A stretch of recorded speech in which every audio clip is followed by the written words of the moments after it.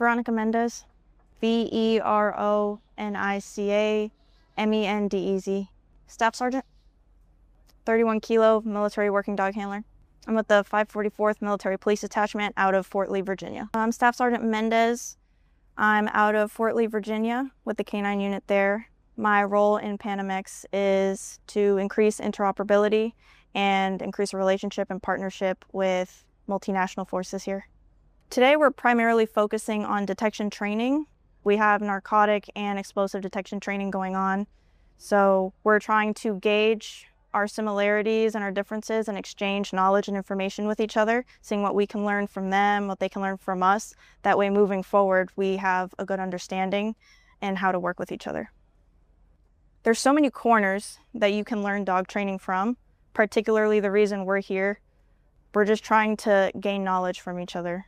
So for us, it means a future relationship with each other. And we want to make sure that if we go into a situation together, we have an understanding of how their dogs work, what their dog's capabilities are, as well as ours. Because what I'm learning here is that their institution is different, how they learned. Their dogs are worked differently than ours in that they have multiple handlers. In the United States, we have one handler per one dog and they stay together. So for us, it's very important to know that aspect of how they handle dogs because multiple people can handle multiple dogs. As National Police, as Senan, as Senafront, they know how to work each corner of their profession as police and they do it well. It's going to benefit the both of us to know how to work with each other, to understand that we've had previous interactions and previous relationships that were positive in nature, that we were both able to learn from each other. Military working dogs are a force multiplier. Having them at your side is one of the greatest assets that you can have. There's not a robot that can replicate them. The detection training that we're going off of today, it's both narcotic and explosive. A big focus for them is drug trafficking in the country because they have the canal here.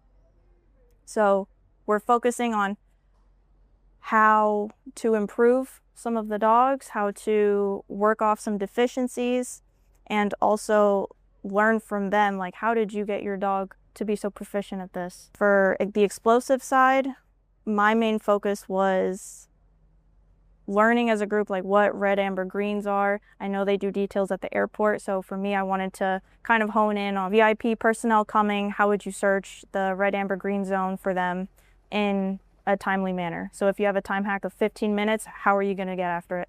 The environment that the dogs have here, you know, they hear airplanes, we're at a port, they hear the port calls, they hear everything here. So we're here to offer what we know on behavior modification because that's a really big point that we're having in the United States with our 31 Kilo program, and also seeing how they modify behaviors here.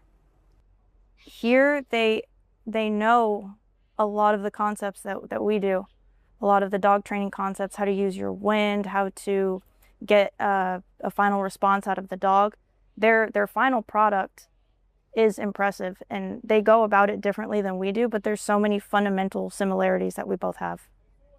I think coming down here to work with the Panamanians is an incredible opportunity.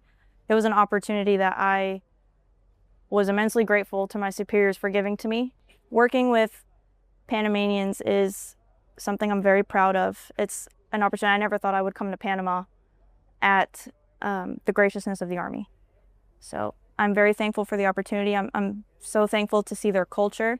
They've accepted us with arms wide open, and they're great people. They're wonderful people. I really want to highlight the National Police's breeding program and the Panamanian Police's National Breeding Program. They've been raising their own puppies since 2012. They've done it ethically. They have personnel to tend to the mother to make sure that her litters are healthy, to make sure she's healthy, she gets adequate breaks between litters, and she's not overproducing.